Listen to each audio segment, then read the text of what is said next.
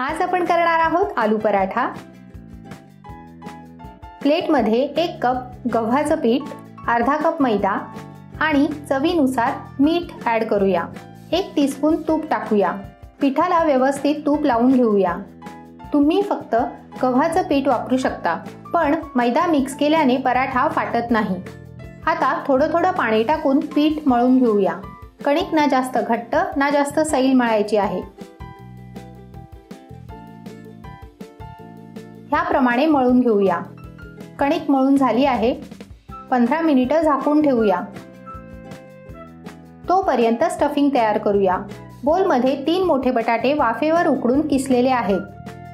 त्यात 1 मीडियम साईजचा बारीक चिरलेला कांदा, पाव कप चिरलेली कोथिंबीर, पाव टीस्पून ओवा हातावर घेऊन क्रश करून टाकूया। 2 हिरव्या मिरच्या आणि 1 इंच आल्याची पेस्ट, 1 टीस्पून लाल तिखट, 1 टेबलस्पून धणजिरं पावडर, अर्धा टीस्पून आमचूर पावडर आणि चवीनुसार मीठ टाकूया। सगळे जिन्नस नीट एकजीव करूया। बटाटा नेहमी वाफेवरच शिजवा। वाफेवर बटाटा शिजवणे म्हणजेच कुकरच्या भांड्यात स्वच्छ धुतलेले बटाटे पाणी न टाकताच झाकण लावून शिजवणे। असं बॉईल केल्यामुळे बटाट्यांमध्ये पाण्याचा अंश नसतो, त्यामुळे आपण जी रेसिपी करतो ती सॉगी होत नाही। तसेच उकडलेले बटाटे गार झाल्यावरच रेसिपीमध्ये वापरावे। स्टफिंग तयार आहे। पहा, बटाटे वाफेवर उकडल्यामुळे मिश्रण अजिबात सॉगी झालेलं नाही। 20 मिनिटे झालेली आहे। कणकेला पुन्हा थोडं मळून घेऊया।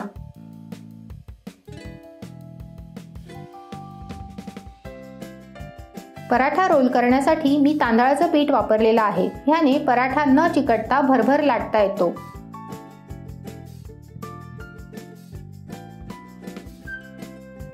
कणकेचा गोळा घेऊन सुकं पीठ लावून त्याला वाटीचा आकार देऊया।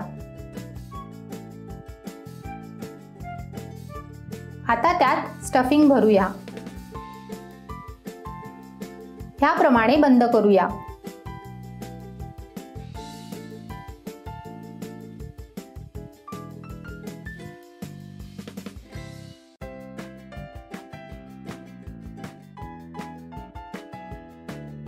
गोळ्याला सुकं पीठ लावून हलक्या हाताने प्रेस करून घेऊया।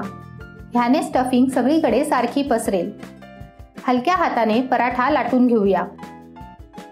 पराठा लाटून झाला आहे, शेकवूया। मीडियम फ्लेमवर तवा गरम झाला आहे। पराठा तव्यावर टाकायचा आहे। मीडियम फ्लेमवर पराठा शेकवूया। पराठा थोडा शेकला गेला आहे, फ्लिप करूया।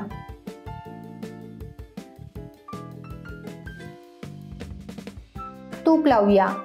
तुम्ही तेल किंवा बटरही लावू शकता। पराठा दोन्ही बाजूने खरपूस शेकवून घेऊया।